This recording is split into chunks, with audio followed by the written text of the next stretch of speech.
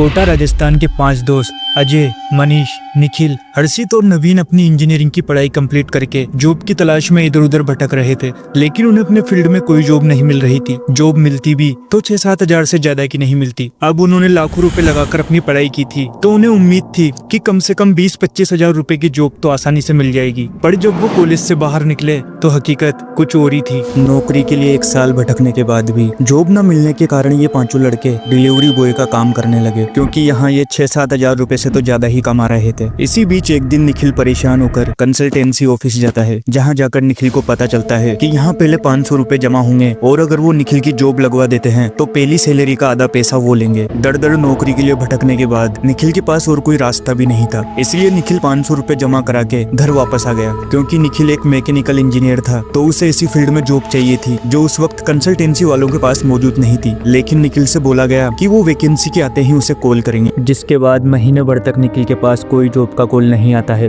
तब निखिल को लगता है कि जॉब देने के नाम पर उसे पागल बनाया गया है। लेकिन पूरे 1.5 महीने के बाद निखिल के पास एक अननोन नंबर से कॉल आता है। अब निखिल की एक आदत थी कि वो किसी भी अननोन नंबर का कॉल पहली बार में नहीं उठाता था, वो दूसरी बार कॉल आने पर ही अननोन नंबर के कॉल उठाया करता था। जिसके बाद शाम को एक बार फिर उस कंसल्टेंसी वाले का फोन आता है और इस बार निखिल कॉल उठा लेता है, जो कि निखिल की लाइफ की सबसे बड़ी गलती होने वाली थी। जैसे ही निखिल कॉल उठाता है तो उसे पता लगता है कि ये तो कंसल्टेंसी वाले का कॉल है, जो उसे नौकरी के लिए बाड़मेर भेजना चाहते हैं, जहाँ उसकी सैलरी 25 हजार रुपए होगी और रहना खाना फ्री होगा। जो निखिल नौकरी के लिए इधर उधर धक्के खा रहा था और जब उसे पता लगा कि उसे एक अच्छी नौकरी मिल गई है तो उसकी खुशी का ठिकाना नहीं था, जिस कारण उसने बिना सोचे समझे इस नौकरी के लिए हाँ कर दी। लेकिन निखिल ने ये बात अभी तक ना अपने दोस्तों को बताई थी और ना ही अपने घर वालों को, क्योंकि वो चाहता था कि जब पूरी तरह से नौकरी कंफर्म हो जाएगी और जब वो नौकरी के लिए जाने वाला होगा तभी सबको बताएगा। दोस्तों, अगले दिन जब निखिल कंसल्टेंसी ऑफिस जाता है तो पूछता है कि आखिर उसको नौकरी किस चीज की मिली है और उसका काम क्या होगा। तब निखिल को पता चलता है कि उसे बाड़मेर की किसी कंपनी में CNC मशीन चलाने का काम मिला है और निखिल को 2 दिन बाद बाड़मेर निकलना है। नौकरी के कंफर्म होते ही निखिल अपनी फैमिली और दोस्तों को भी बता देता है कि इसकी जॉब लग चुकी है। निखिल की जॉब लगने पर उसके दोस्त तो बहुत खुश होते हैं, लेकिन निखिल अपने दोस्तों को देखकर खुश नहीं होता, क्योंकि उनके पास कोई अच्छी जॉब नहीं थी। वो बस जैसे तैसे अपना गुजारा चला रहे थे। इसीलिए निखिल भी चाहता था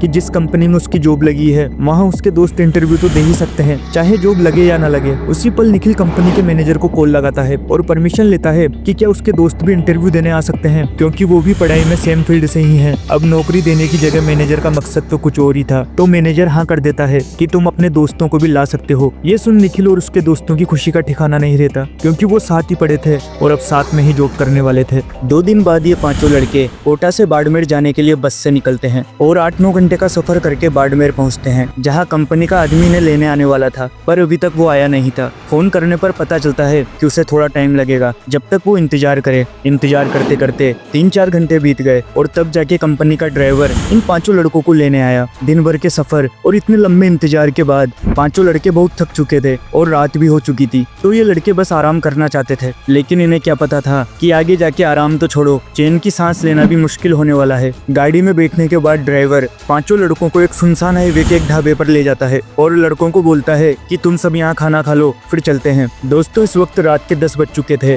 और खाना खाते खाते करीब 11 बज चुके थे। सारे लड़के बहुत थके हुए थे, तो अब बस वो सोना चाहते थे, तो वो ड्राइवर को जल्दी से उस होटल में चलने के लिए बोलते हैं जहां इन लड़कों को रुकना था। 5 दोस्तों को अभी तक भी सब नॉर्मल लग रहा था, लेकिन उसी पल वो हुआ जिसे देखने के बाद लड़कों के पैरों तले जमीन खिसक गई। दोस्तों, ड्राइवर ने उसी पल अपनी कमर से बंदूक निकाली और 5 लड़कों के ऊपर तान दी। ये सब देख 5 दोस्तों को एक पल के लिए तो समझ ही नहीं आ रहा था कि एकदम से उनके साथ ये क्या हो रहा है। उसी पल ड्राइवर के साथ ढाबे के 5-6 आदमी भी और आ जाते हैं, क्योंकि ढाबे वाला भी ये सारे स्कैम में शामिल था। बंदूक की नोक पर ये लोग इन लड़कों को ढाबे से दूर एक सुनसान जगह पे ले जाते हैं और वहाँ इनके पैसे, मोबाइल और डेबिट कार्ड छीन लेते हैं। रात बहुत हो चुकी थी और पूरा सुनसान इलाका था। अगर वो चिल्लाते तब भी कोई फायदा नहीं था, क्योंकि इतने सुनसान इलाके में उनकी आवाज भला कौन ही सुनता। अब लुटेरे लड़कों के डेबिट कार्ड से पैसे निकलवाने के लिए अजय को अपने साथ ले जाते हैं, ताकि ATM के CCTV में इन लुटेरों की फुटेज ना आ सके, और बाकी के दोस्तों को वहीं बंदी बना के रखते हैं। अजय के जाने के 1 घंटे बाद भी जब अजय वापस नहीं आया तो अजय के दोस्तों को शक हुआ कि उन्होंने कहीं अजय को मार तो नहीं दिया है।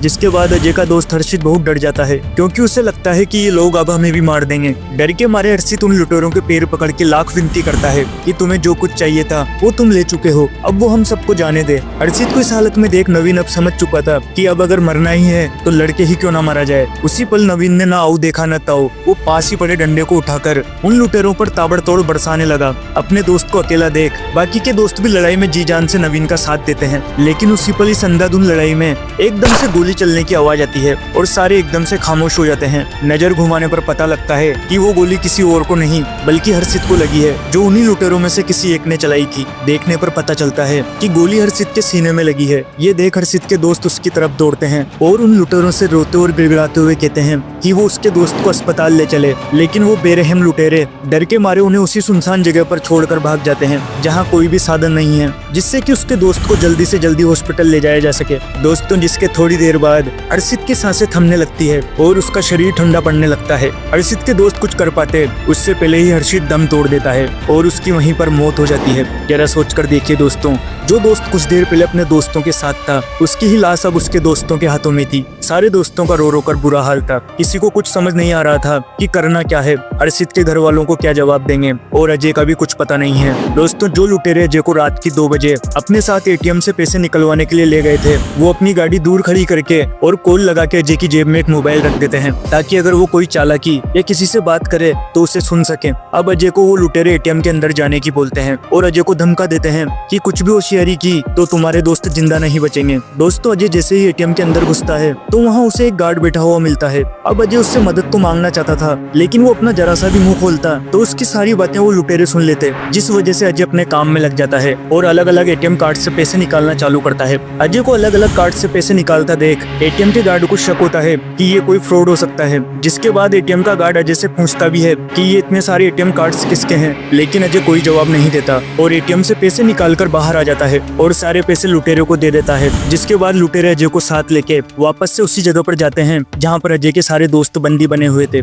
दोस्तों, ये लुटेरे जैसे ही उस जगह पर पहुँचते हैं इनके होश ठंडे हो जाते हैं क्योंकि वहाँ हत्या हो चुकी थी और सारे दोस्त खून से सने हुए और बेहोशी की हालत में थे। ये सब देख और बाकी के अपने लुटेरे साथी को वहाँ न देख ये लुटेरे भी वहाँ से भाग जाते हैं। दोस्तों, हर्षित मर चुका था और निखिल, नवीन और मनीष भी बेहोशी की हालत में थे। अपने दोस्तों को इस हाल में देख अजय भी पूरी तरह से ब्लैंक आउट हो चुका था, उसे समझ ही नहीं आ रहा था कि करना क्या है। तभी मनीष थोड़ी हिम्मत जुटाता है और अजय और बाकी के अपने दोस्तों को संभालता है। जिसके बाद मनीष अजय को बोलता है कि तू इन सब का ध्यान रख, तब तक मैं कुछ मदद लेके आता हूँ। दोस्तों, इस वक्त तक सुबह के 5 बज चुके थे और अजय सुनसान जगह से निकलकर हाईवे पर पहुंचता है और वहां निकलने वाली गाड़ियों को मदद के लिए रुकाने की कोशिश करता है। इतना सब कुछ होने के बाद ऊपर वाले ने मदद की और किस्मत से मनीष को हाईवे पर जाते ही तुरंत एक गाड़ी वाला गाड़ी रोक देता है और मनीष की मदद के लिए तैयार हो जाता है। जिसके बाद मनीष उस गाड़ी वाले को वहीं ले जाता है जहाँ उसके दोस्त थे। वहाँ जाते ही पहले तो गाड़ी वाला भी घबरा जाता है, लेकिन सबको लहूलुहान हालत में देख वो तुरंत सबको गाड़ी में बैठाता है और हॉस्पिटल ले जाता है जहाँ पुलिस की निगरानी में इनका इलाज होता है और सारे दोस्तों के बयान और बाकी की कानूनी कार्रवाई करके इन लड़कों को कोटा वापस भेज दिया जाता है। दोस्तों, इस घटना को इतने साल बीत गए लेकिन ना तो वो लुटेरे अभी तक पकड़े गए और ना ही ये दोस्त हर्षित को भूल पाए हैं। इस घटना ने इन लड़कों को अंदर तक इतना झकझोर दिया है कि अब ये जॉब के लिए कोटा छोड़कर कहीं नहीं जाते। दोस्तों, ऐसे ट्रैप से बचो जो नौकरी देने का सपना दिखाकर भोले वाले लोगों को अपना शिकार बनाते हैं और जिसमें ना जाने आज भी कितने ही लोग फंसे हुए हैं। जब तक आप पूरी तरह से छानबीन ना कर लें तब तक किसी पे भी भरोसा ना करें, क्योंकि आपकी जरा सी सतर्कता आपका पूरा जीवन बचा सकती है।